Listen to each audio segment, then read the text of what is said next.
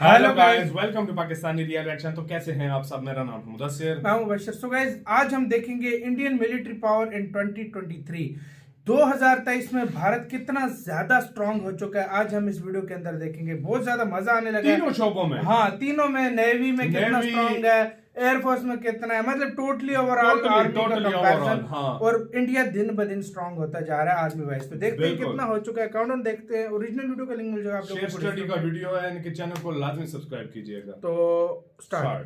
दोस्तों, Indian military इस समय दुनिया की चौथी सबसे ताकतवर सेना है, जिनके पास दुनिया में चीन के बाद सबसे ज्यादा मिलिट्री पर्सनल की संख्या भी है। तो वहीं दुनिया में सबसे ज्यादा वॉलेंटियर मिलिट्री पर्सनल की संख्या भी भारत के पास ही है। यहाँ तक कि यूरोप के दर्जन भर देशों की पूरी जनसंख्या से ज्यादा तो केवल भारत के पास फौज ही मौजूद है।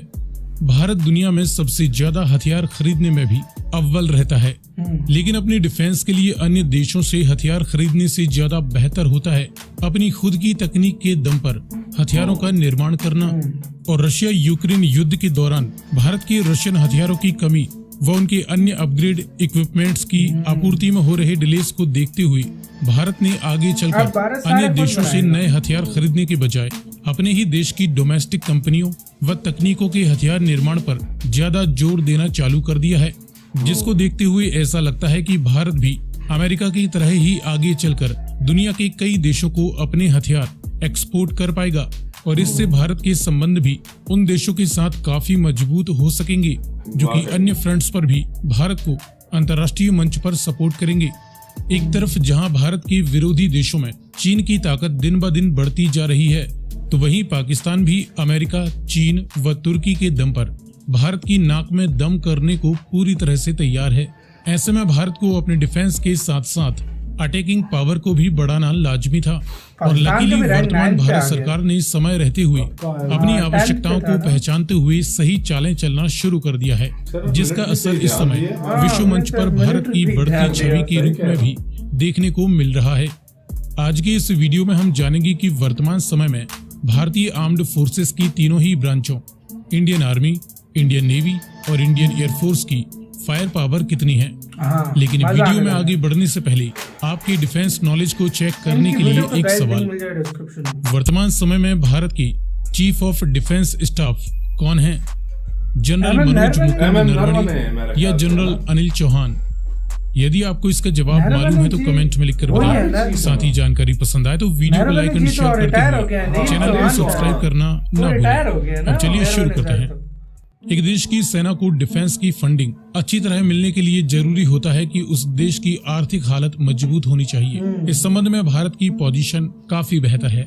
भारत दुनिया की टॉप 5 अर्थव्यवस्था वाले देशों में आता है, जिसकी वर्तमान नॉमिनल जीडीपी करीबन $3.5 ट्रिलियन के आसपास है, जो कि आगे और भी ज्यादा बेहतर होने की उम्मीद है, क्योंकि भारत दुनिया का दूसरा सबसे अधिक जनसंख्या वाला देश है और एक वाइब्रेंट यंग पॉपुलेशन देश को आगे बढ़ाने के लिए दिन रात काम कर रही है।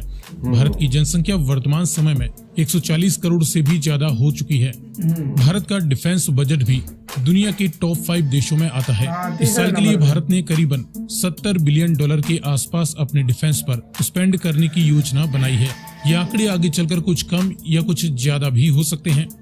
इंडियन मिलिट्री की तीनों ही ब्रांचों में टोटल एक्टिव ड्यूटी पर्सनल की संख्या 14.5 लाख से भी ज्यादा है।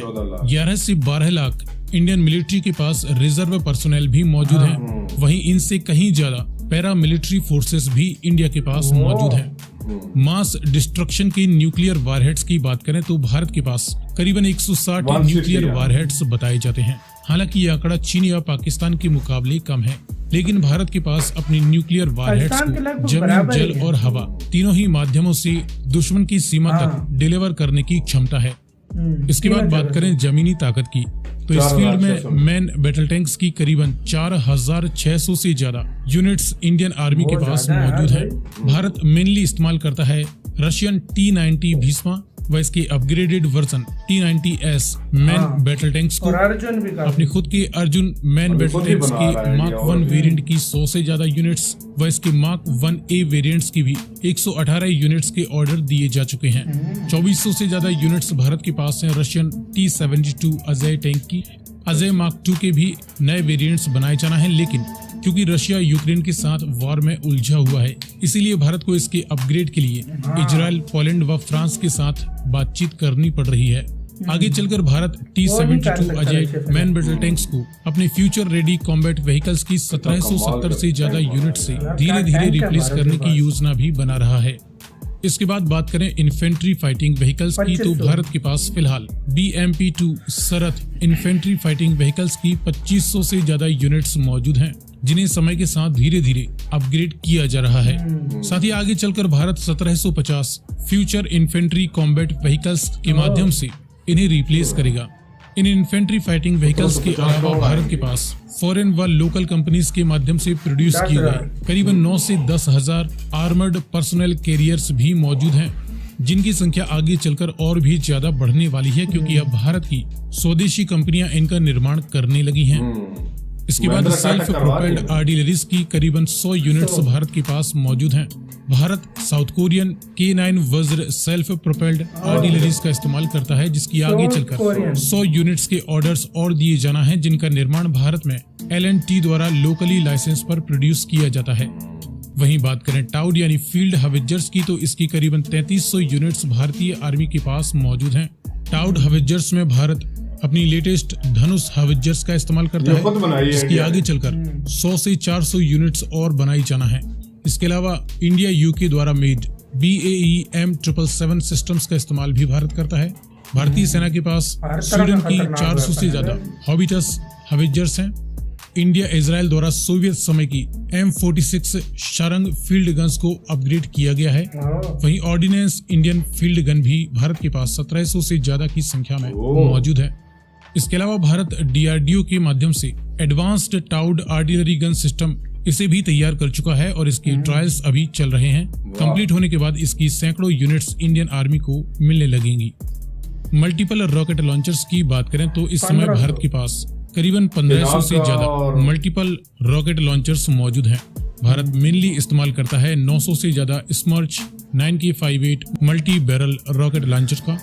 इसके अलावा 300 के करीब Pinaka multi barrel rocket launchers, जिनकी संख्या आगे चलकर और भी ज्यादा बढ़ाई जाना है।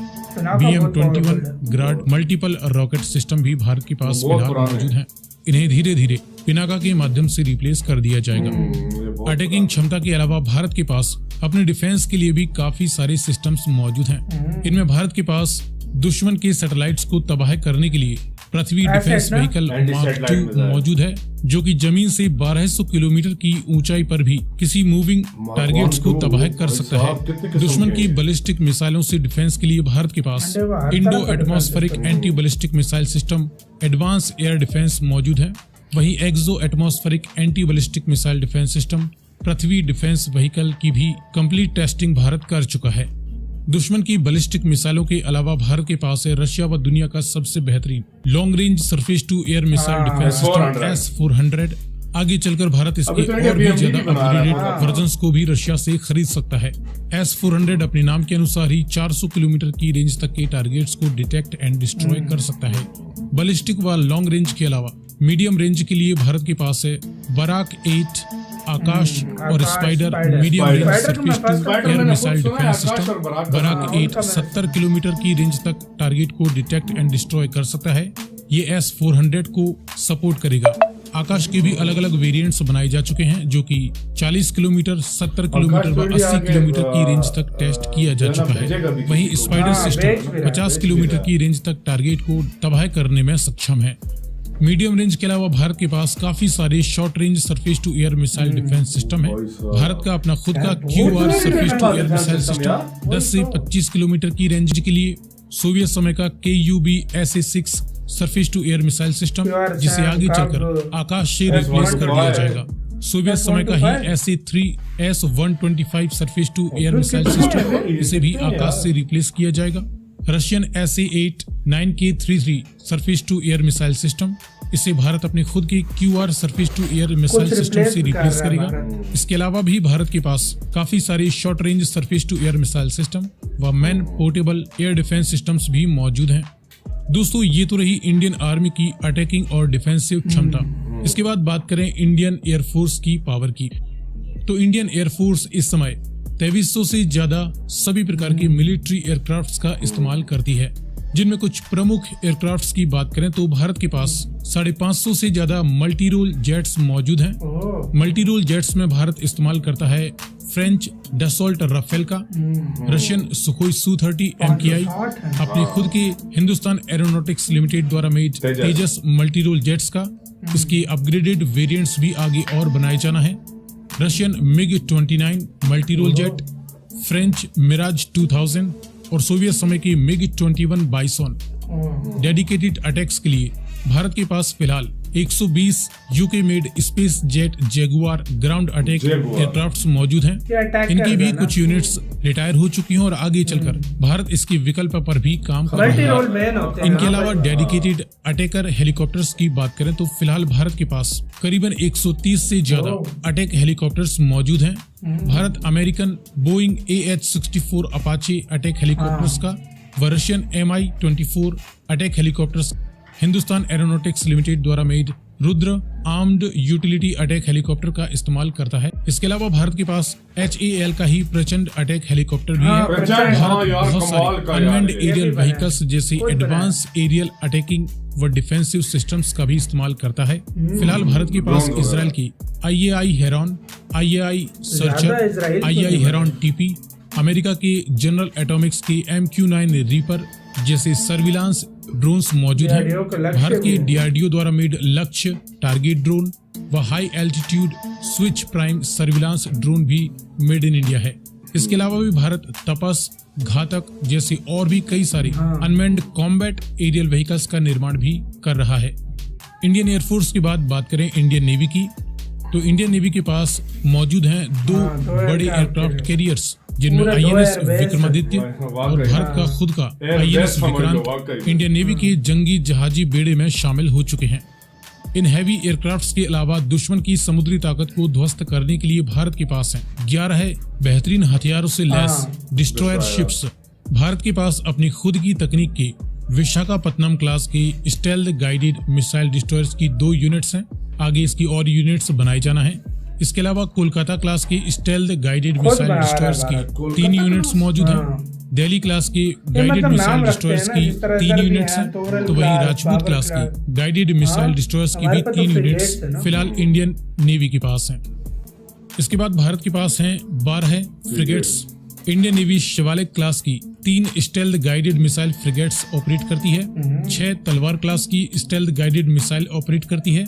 वहीं 3 ब्रह्मपुत्र क्लास की भी गाइडेड मिसाइल फ्रिगेट्स का इस्तेमाल करती है। फ्रिगेट्स के बाद कॉर्वेट्स की बात करें तो फिलहाल भारत के पास 19 कॉर्वेट्स मौजूद हैं। भारतीय नेवी कमोरता क्लास की स्टेल्थ कॉर्वेट्स, कोरा क्लास की गाइडेड मिसाइल कॉर्वेट्स, कुकरी, वीर व अभय क्लास की कॉर्वेट्स का इस्तेमाल करती है।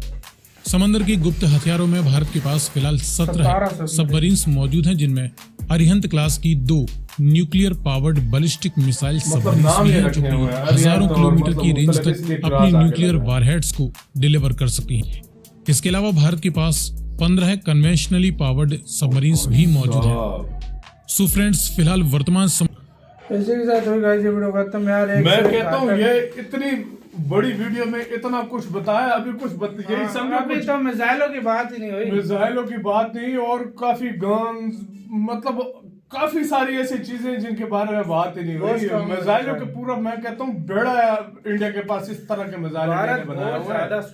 और जो फ्यूचरिस्टिक वेपन्स हैं उसकी तो अभी बात ही नहीं हुई कि इस तरह के इंडिया के पास फ्यूचरिस्टिक वेपन्स हैं, और जिनके ऊपर काम कर रहा है इंडिया, वो तो अभी बात ही नहीं हुई कि इतने ज्यादा इंडिया के पास। मैं कहता हूँ दुनिया का कोई भी देश आ जाए इंडिया का मुकाबला नहीं कर सकता इस मामले में। वाकई में आपके पास सच बोलूं तो एक से एक खतरनाक, तभी तो चाइना हिलता नहीं है यार। और इस टाइम मैं नहीं समझता कि कोई इंडिया के साथ जंग करने मतलब है भी। रशिया यूक्रेन के साथ करते करते रशिया हिल चुका है, तो इंडिया के साथ जो करेगा तो उसका क्या हाल होगा, बेड़ा गर्क हो जाएगा, बेड़ा गर्क हो जाएगा। और इंडिया के खाली सोल्जर्स नहीं है, इंडिया के 140 करोड़ जो लोग हैं वो भी सोल्जर्स हैं। इंडिया के 140 करोड़, उनसे भी लड़ना पड़ेगा। वाकई तो आपको अंदाजा लगाओ ये आसान नहीं होगा इंडिया से कोई पंगा इस टाइम ले। तो छोटा सा अगर देश की बात की जाए तो यूक्रेन है, उनके लोग देखो लड़ रहे हैं किस तरह, 140 करोड़। तो ये तो भारत ही लोग जितने देशभक्त हैं इतना मैं कहता हूँ कोई भी नहीं है। वाकई आपका क्या कहना गाइस, अपने कमेंट सेक्शन में दें। इधर वीडियो खत्म करते हैं, अपना बहुत ज्यादा ख्याल रखना तो यार।